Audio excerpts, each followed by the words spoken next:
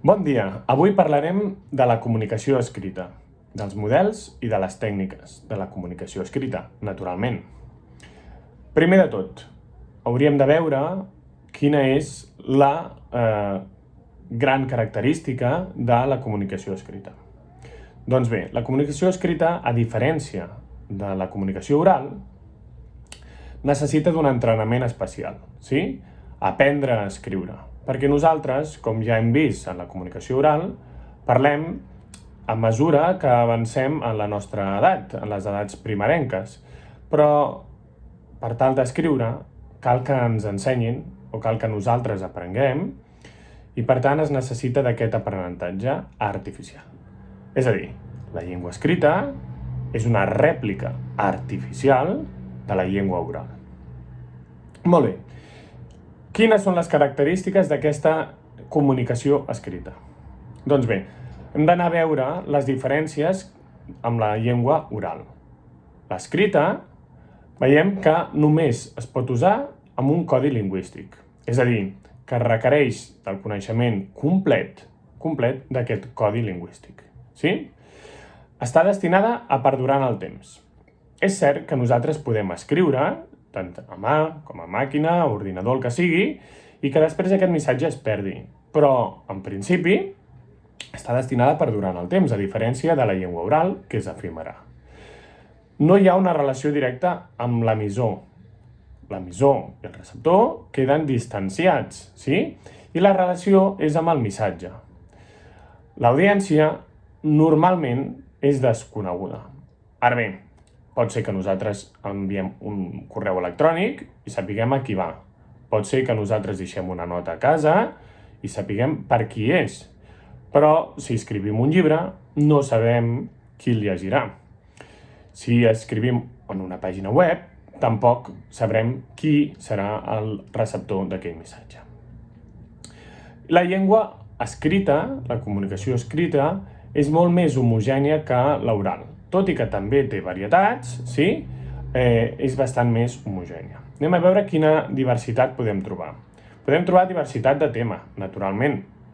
El llenguatge científic i tècnic, o un llenguatge administratiu, el llenguatge periodístic, són diferents i creen aquesta varietat temàtica. També tenim diferències en la forma.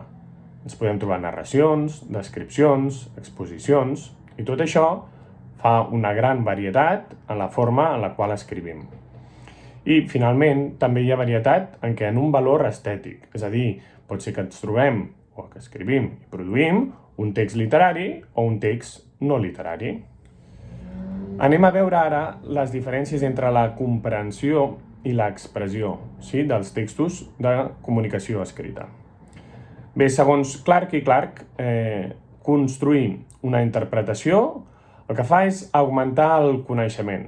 Per tant, nosaltres podem partir de la comprensió d'un text en base a aquesta definició, no? Construïm aquella interpretació que tenim nosaltres mental i augmentem el coneixement que tenim. Propi nostre, de qui escriu, i aliè de qui ho rep. I l'expressió. L'expressió d'un text, sí, així com en el text oral també volia dir exposar, sí? Aquí veiem que es tracta d'exposar de forma ordenada i coherent, naturalment, un contingut verbal, sí? Que es vol transmetre, però de forma escrita. Hi ha dues hipòtesis per a la producció de textos. N'hi ha més, però podríem parlar-ne de dos més concretament, sí? La primera, el parlant el que fa és una macroproposició, sí? Que prové d'uns coneixements. I això el que fa és que transforma aquesta macroproposició en proposicions petites de base textual. La idea gran, sí, la traduïm nosaltres en unes estructures més petites. Sí? En canvi, una segona hipòtesi parla de què? De que la producció del text, sí, quan nosaltres expressem la comunicació escrita, la producció parteix del propi text, sí? I, per tant, parteix de les seves pròpies restriccions com a text.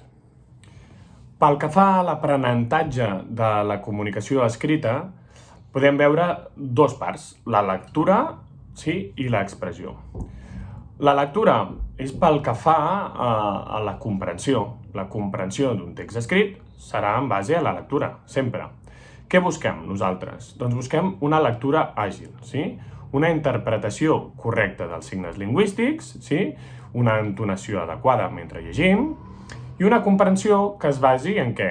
En les paraules segons el context, en les estructures sintàctiques que es troben i en el desenvolupament general del text. Cal que el lector tingui capacitat per analitzar i sintetitzar aquelles idees centrals, perquè els textos acostumen a ser llargs i cal que el lector pugui analitzar-la i sintetitzar-la, no? I matisar tot allò que es va trobar. Què ha de fer també en la comprensió un bon lector? Ha de posar en relació els propis coneixements amb aquell tema del qual està llegint. Pel que fa a l'expressió, és a dir, l'escriptura, sí? Cal que sigui clara i neta. Això és molt important, perquè si no nosaltres no rebem aquest missatge. És com una persona que parla amb dificultat, complica la comunicació oral. Doncs una persona que escriu amb una escriptura poc clara i poc neta, dificulta la comunicació escrita. Naturalment, cal que escrivim amb una bona ortografia, és a dir, una grafia correcta a les normes de la pròpia llengua, una puntuació i un vocabulari adequat, sí? Una sintaxi apropiada, cal que les estructures siguin ben marcades, un ordre i claredat d'idees ens vindrà marcat normalment per l'estructura que haguem nosaltres decidit, que aportem coneixements i que hi hagi una consciència tipològica del text que s'està usant. No confondre les tipologies perquè això farà que el missatge arribi amb dificultat al seu receptor. Finalment, com tots els textos, és necessari una autocorrecció, és a dir, una revisió d'allò que nosaltres hem produït. Pel que fa a les bases lingüístiques, ens hem de referir a la nova gramàtica que el que fa és partir del text com a base, sí, com a punt de partida per estudiar el propi text. És el text el que ens permet estudiar el text. S'allunya molt de la gramàtica tradicional i el que s'analitzen són les tipologies, les estructures, els continguts lingüístics i els continguts semàntics, però sempre a partir del propi text. I si partim del propi text, podem veure que hi ha diferents tipus de llenguatge en la comunicació escrita. Sí? Tenim un llenguatge culte, on hi ha un coneixement profund del tema, amb un ampli vocabulari, amb una precisió i una expressivitat adequada, hi ha unes estructures complexes, hi ha molts recursos lingüístics, s'utilitzen cultismes i hi ha una correcció lèxica. Per contra, trobem el llenguatge familiar. Quin és el llenguatge familiar? Aquell que usa expressions ambigües, hi ha molta espontaneïtat, hi ha senzillesa a l'hora d'escriure, el llenguatge és correcte, tot i això, i s'utilitzen recursos expressius. En l'última d'aquestes capes trobem el llenguatge vulgar, amb un vocabulari escàs, amb errors de l'expressió, amb incorreccions gramaticals, amb termes vulgars i un ús deficient. Tot això formant un propi col·lectiu que se'n diu l'argot, un col·lectiu lingüístic. Les tres capes són igual de correctes i són igual d'importants. El que és important, valgui la redundància, és que sapiguem nosaltres adequar el nostre missatge i utilitzar una o una altra segons el context. Doncs bé, anem a veure les bases pedagògiques, sí, de la comunicació escrita. Hem de veure que la lectura pot ser de diferents tipus, sí, de diversos tipus. Pot ser recreativa, formativa i d'estudi, i com més ampliem nosaltres aquests tipus de lectura, més fàcil serà engrescar l'alumnat. Hi ha tècniques de millora com la lectura ràpida, la lectura en diagonal, el salteig, la lectura comprensiva, i és adequat i va molt bé anar variant del tipus de lectura.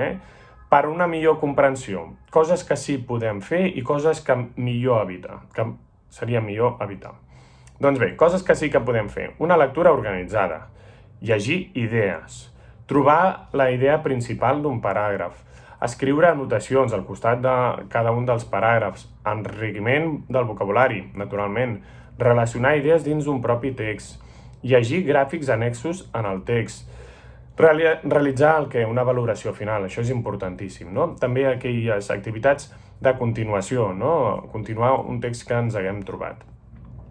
Quines coses seria millor no produir per millorar la comprensió? Doncs accedir-nos a la vocalització, les repeticions, les regressions. Tot això el que fa és evitar engrescar la lectura i no millora gens ni mica la comprensió. I per millorar l'expressió, què podem fer? Doncs crear guions previs, una estructuració, una precisió dels termes que usem, idees senzilles, evitar equívocs, sí? I assenyalar normes ortogràfiques, naturalment. Factors d'aquestes bases pedagògiques. Doncs bé, importantíssim, una elecció del tema en base a què? A la motivació, sí? Que l'alumnat estigui motivat amb el tema sobre el qual haurà d'escriure. Això és superbàsic. I tipologies variades, anar variant de la tipologia de text. Una bona preparació. Amb què? Amb la consciència tipològica, sí? Que ells sàpiguen per què escriuen aquell text, a qui l'escriuen, quin guió han de fer, unes construccions sintàctiques prèvies, quin vocabulari utilitzarem, quina ortografia s'escau per aquell text, no? I finalment una execució i una autocorrecció, és a dir, es posa en marxa totes aquelles habilitats individuals, sí, que s'han après, i finalment es rellegeix aquell text i s'esmena. La revisió és una part molt important. Quan a la matèria de llengua catalana, que sempre s'havia tractat només a partir de la gramàtica i de, sobretot, els aspectes ortogràfics, cal que ara anem canviant aquesta idea, sí, i afavorir de l'estudi del text a partir del propi text. És una assignatura que finalment nosaltres li diem, ja amb molts professors, una assignatura de comunicació, en aquest cas de comunicació escrita.